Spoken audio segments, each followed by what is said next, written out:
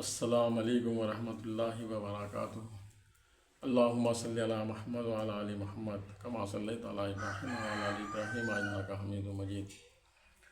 میرے محترم دوستو،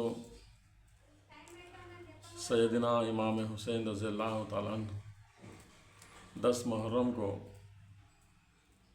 61ویں ہجری 10 محرم 61ویں ہجری کو آپ کو شہید کر دیا گیا کربلا کے میدان میں۔ میرے محترم دوستو، یہ کربلا کا میدان اور امام حسین سیدنا امام حسین رضی اللہ تعالیٰ عنہ کا وہاں سے آنا، مدینے سے مکہ جانا، پھر مکہ سے کوفہ کی طرف رجوع ہونا، یہ سب کیوں ہوا؟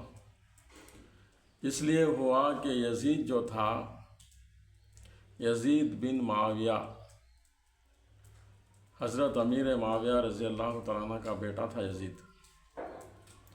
ایک مرتبہ اللہ کے نبی صلی اللہ علیہ وسلم اونٹنی پہ بیٹھے ہوئے ہیں، امیر معاویہ اونٹ کی نکیل پکڑے ہوئے چل رہے ہیں۔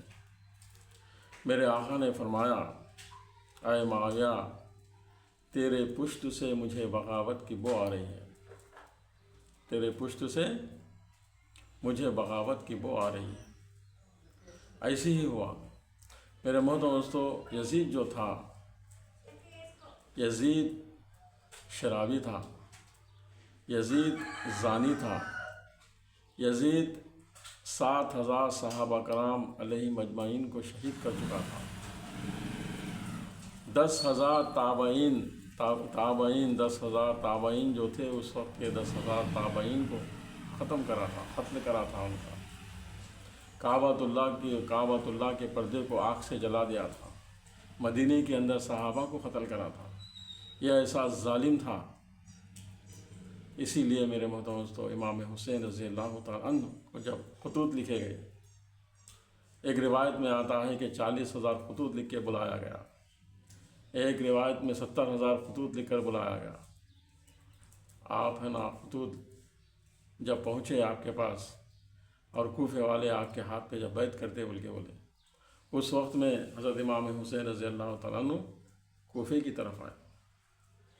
میرے محترم دوستو، یہ یزید ایسا تھا، حضور پاک صلی اللہ علیہ وسلم کی لائی شریعت کے اندر رد و بدل کر رہا تھا، اسلام کے احکامات کو پورے توڑ دے رہا تھا۔ اس کے دور میں زنا عام ہو گیا تھا، شراب عام ہو گئی تھی، ناچنا گانا عام ہو گیا تھا، بزرگوں کی قدر نہیں کرتا تھا، صحابہ کرام کو شہید کر دیا تھا۔ ایسی برائیاں یزید کے اندر تھیں۔ اسی لیے امام حسین رضی اللہ تعالیٰ عنہ اپنے نانا کے لائے ہوئے دین کو بچانے کے لیے آپ کوفے کی طرف رجوع کرے۔ اور اس وقت میں محرم کی جو ذی الحجہ کا مہینہ تھا، ذی الحجہ کے مہینے کے اندر کعبۃ اللہ کا طواف کرے اور وہاں سے نکلنے کے بعد سفر کربلا شروع ہوا۔ سفر کربلا شروع ہونے کے بعد 3 محرم الحرام کو آپ وہاں پر پہنچے۔ وہاں پر پہنچنے کے بعد آپ کے اوپر پانی کو بند کر دیا گیا، آپ کو ستایا گیا، آپ کے راستے کو روکا گیا۔ میرے محترم دوستو، اسی حالت میں 10 محرم جمعہ کے دن 61ویں ہجری 10 محرم کو امام حسین رضی اللہ تعالیٰ شہید ہوئے۔ میرے محترم دوستو، یہ واقعہ جو ہے دل کو دہلا دینے والا واقعہ ہے۔ میرے محترم دوستو، اللہ کے دین کو، نبی صلی اللہ علیہ وسلم کے لائے ہوئے دین کو بچانے کے لیے آپ نے اپنی جان کو قربان کر دیا۔ سوچو ہم کیا کر رہے ہیں، ہمارا ایمان اتنا کمزور ہو گیا ہے کہ ہم اذان کی آواز سن کے مسجد تک بھی نہیں جا رہے نماز پڑھنے کے لیے۔ ہمارے سامنے شریعت کا پامال ہو رہا، حضور پاک صلی اللہ علیہ وسلم کی سنتوں کو ہمارے سامنے، ہماری نظروں کے سامنے پامال کیا جا رہا۔ ہم کیا کر رہے ہیں؟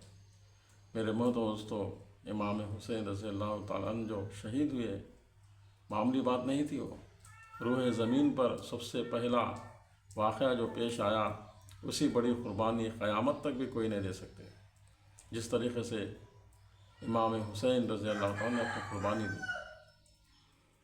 پورے اہل بیت کو شہید کیا گیا، قتل کر دیا گیا، پورے اہل بیت کو ان کی نظروں کے سامنے ان کے بچوں کو قتل کیا گیا، شہید کر دیا گیا۔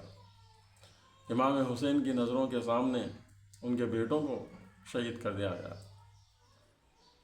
میرے محترم دوستو، یہ واقعہ بولنا آسان ہے، لیکن یہ ہے نا واقعہ ایسا ہے کہ یہیں سے، اسی لیے ہے نا وہیں سے پھر اسلام کو زندہ کیا گیا۔